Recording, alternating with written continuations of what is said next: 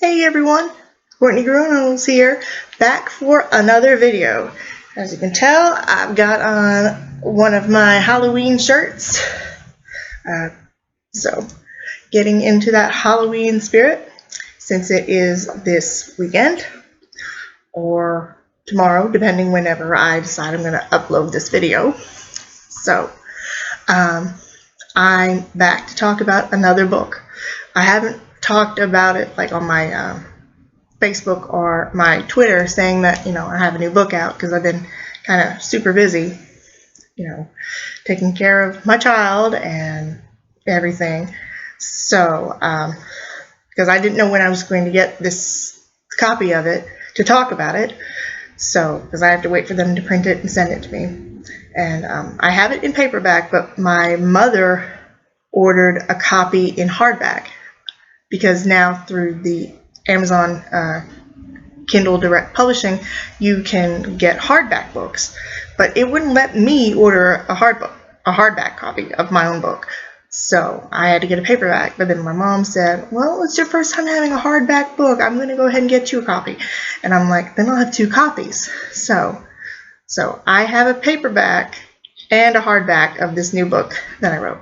Of course, it's in this new series. It's kind of an offshoot of my Heartsong Saga, the Heartsong Saga Lost Chronicles, taking care of those little empty years. So, again, it's going to be like a 5-book set, and there's 2 books in each one.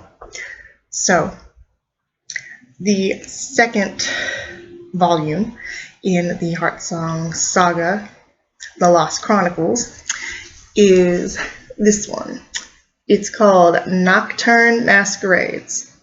So, and again, I'm in charge of, kind of creating my own book and stuff. So there is this little typo on the back of my paperback one that instead of saying is the author of the Heartsong Saga book series, it says the author the Heartsong Saga book series. So that's all on me. So this is the next book in my Heartsong Saga Lost Chronicles series, which is still part of my Heartsong Saga series. So,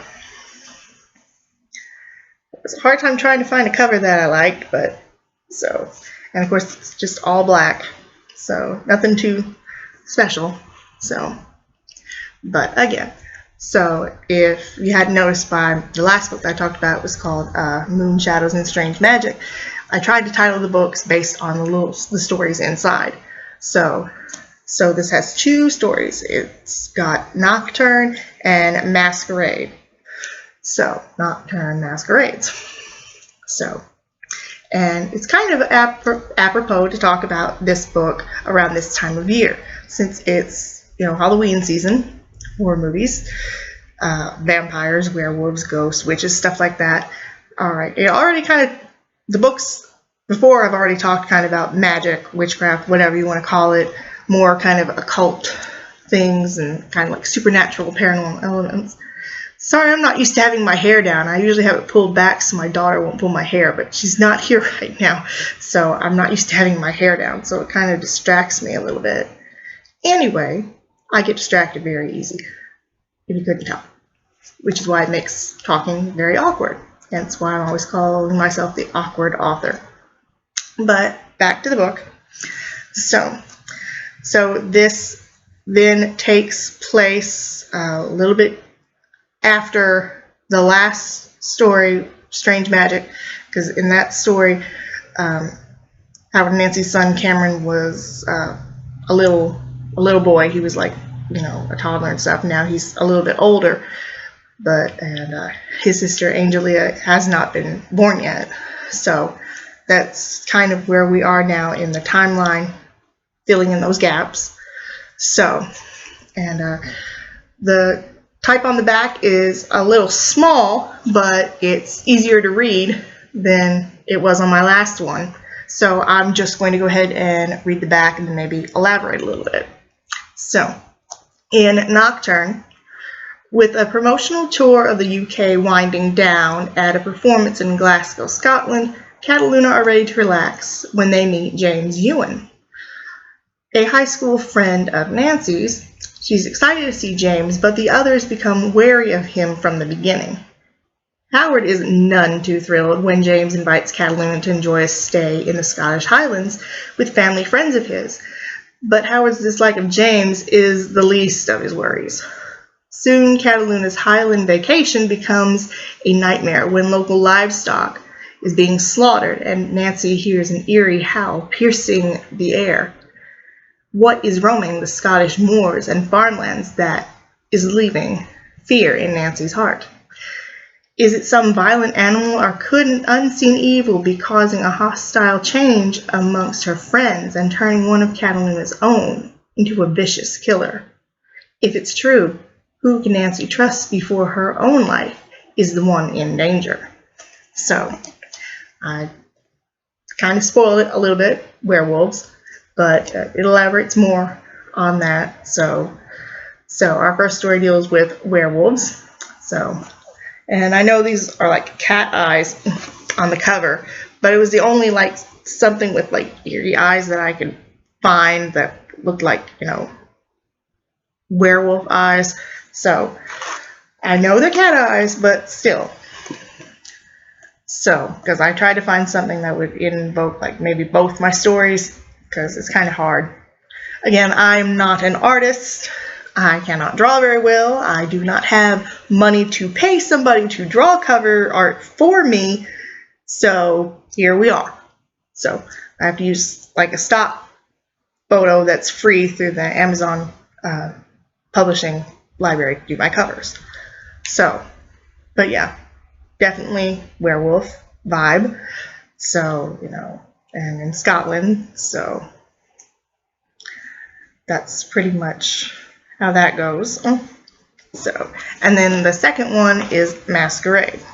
In Masquerade, Amos Dixon invites Cataluna to join him on a trip to New Orleans for the Mardi Gras festivities. And soon his affections for Nansi Richardson, his best friend Howard's wife, are being noticed by her husband. Tension between Amos and Howard are only making it that much difficult for Nancy to contemplate when a strange young man intrudes upon their fun. Laurent Dior is no ordinary man. He is a vampire who holds knowledge of Nancy's deceased mother and soon pulls Cataluna into the gothic underbelly of the Big Easy. Passions blaze and suspicions flare all the more when Howard goes missing and Cataluna is left to search for him. Nancy must untangle a web of desires, mystery, and her own feelings for Amos to find her husband before it's too late. With Howard missing, Amos is left to fight his own inner demons. But will he let them win, if only to get Nancy in his arms? Both of them don't have long to struggle before the evil that is hiding behind a mask of innocence shows its true face and puts all of them in danger. So, of course, out there, in the beginning and in the description, spoils a little bit. We deal with vampires.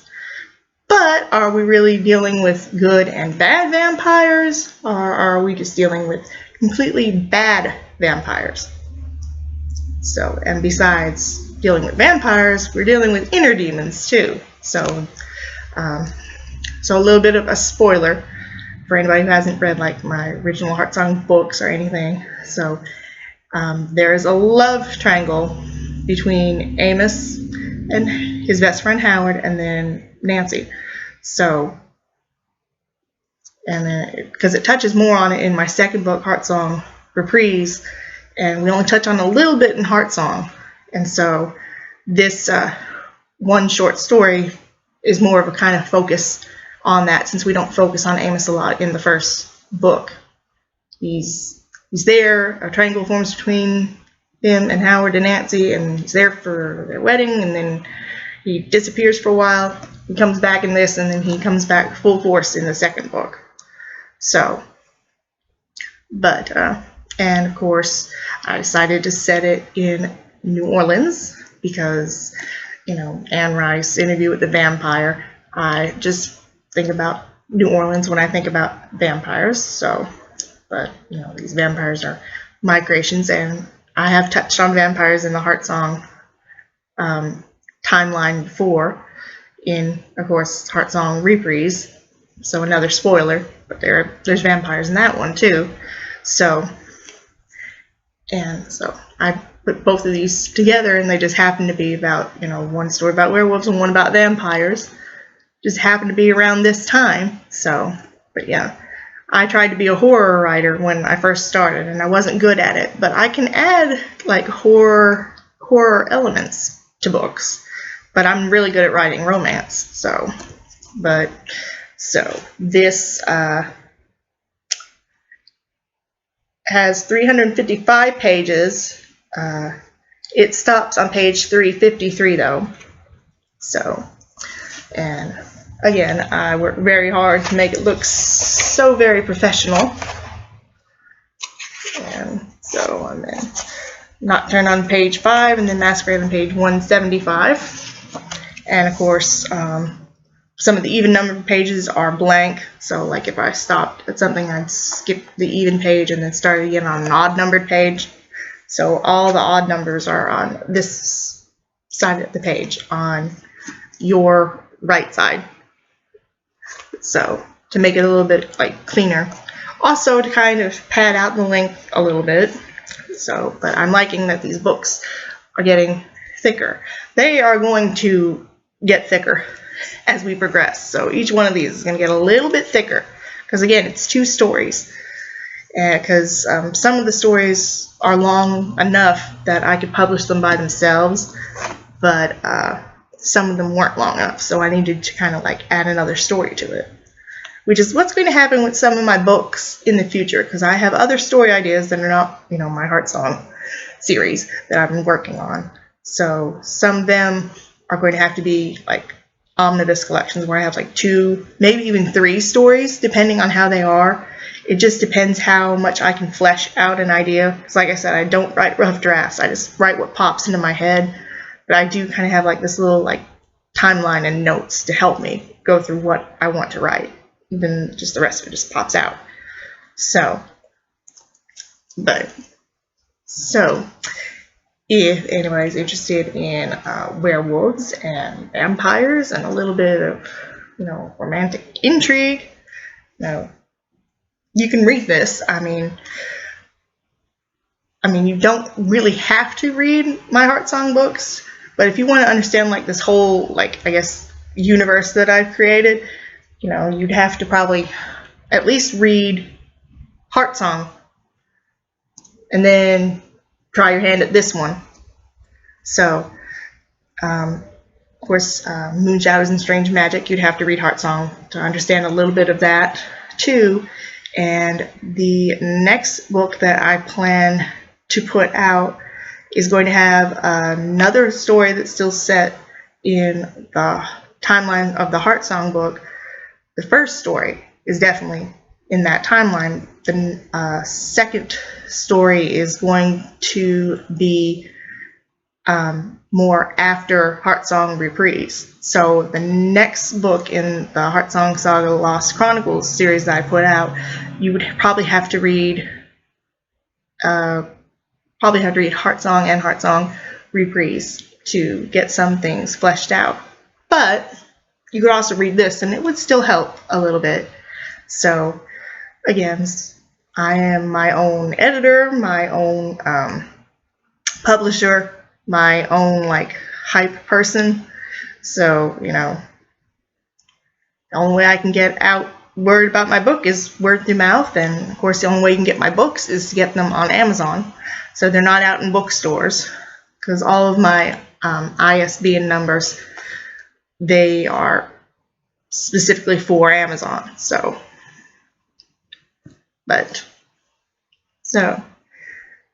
this is the most recent book of mine. My next video that I come back with, I'm going to kind of maybe backtrack to what I talked about in my last video when I was talking about Bluey. But there will be another video about one of my books coming probably towards the end of November, because, again, I wait a little bit before I put the next book out, and then I wait until I get my author copy.